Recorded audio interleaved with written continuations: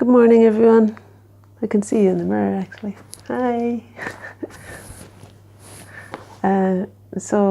One of the days, remember when I was getting the ferry, I painted my eye in the mirror in the car.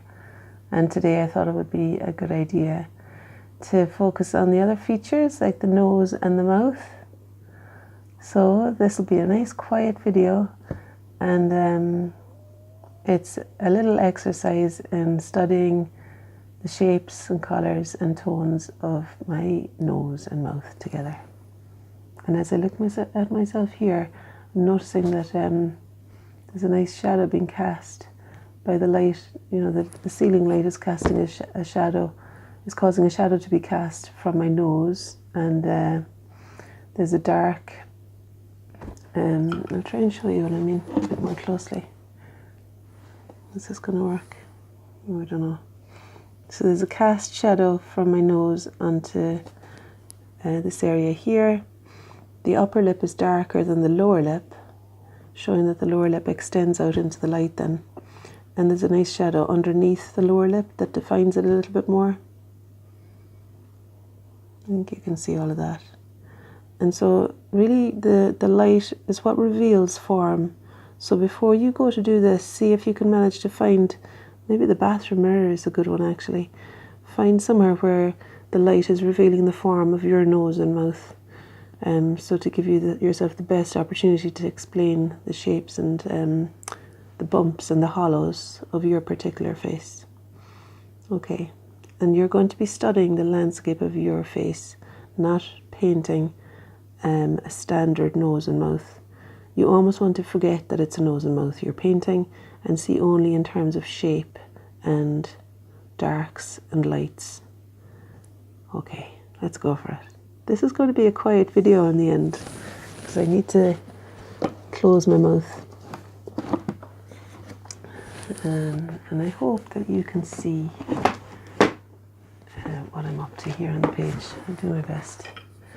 So I'm doing a watercolour workshop today actually, so I broke open my bigger brushes and my palette was kind of handy, so that's what I'm going to do to use. So I've got yellow ochre, some crimson I think, and some sap green together, which makes that kind of colour. Yeah, and I think that's going to work to describe the shadows. It's just mixing a bit now, so okay. So here we go, nice and quiet.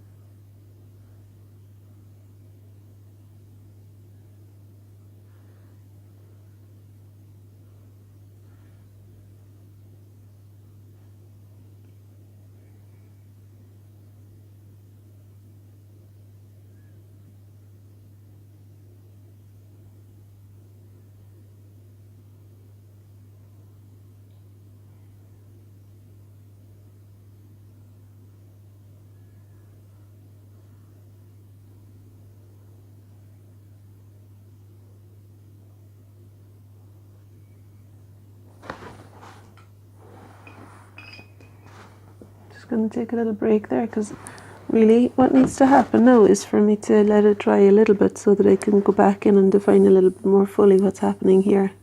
In the same way as I was able to define a little bit the shadows underneath the nose there when the shadow cast by the nose dried a little. I want to wait until this dries a little so that I can kind of carve in the shape that I see my mouth to be there.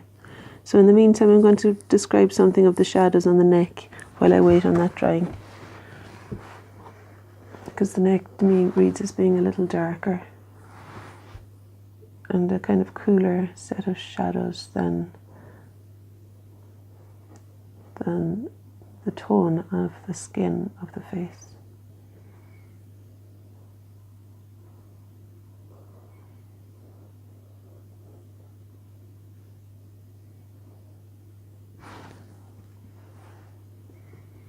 So just getting a bit of the context in.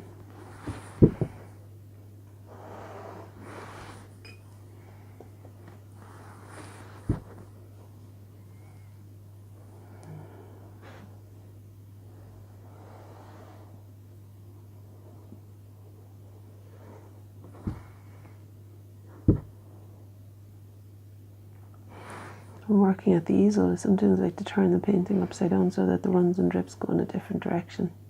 But for now I'm happy enough that they're all going to pull down the way, like gravity.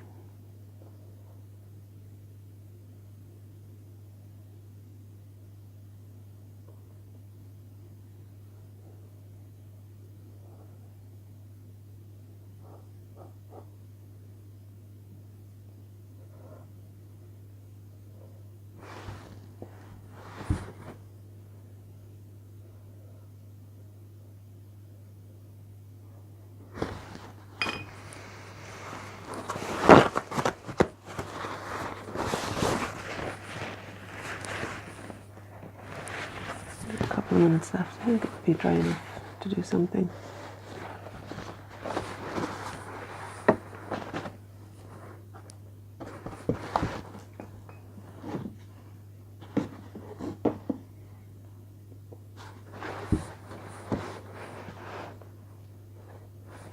Okay.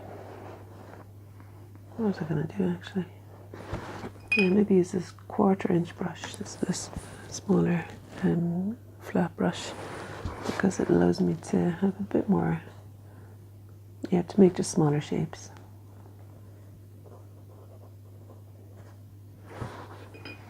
So I'm going to capture where the philtrum is stopping and the little bump is starting here.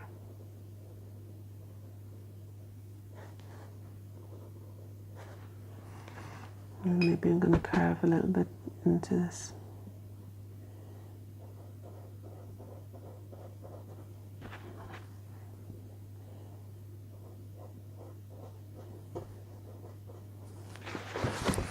So it made it all a bit damp. The brush was a bit wet there, so it's okay though. What I can do now is, because it's damp, I can create the line of the lip by pressing the edge of the paper towel hard into the shape, so it kind of reduces the shape of it a bit. And in the last minute or so, I'm just going to put a bit more shadow to describe this, because I'm wanting the shape between the nose and the mouth to feel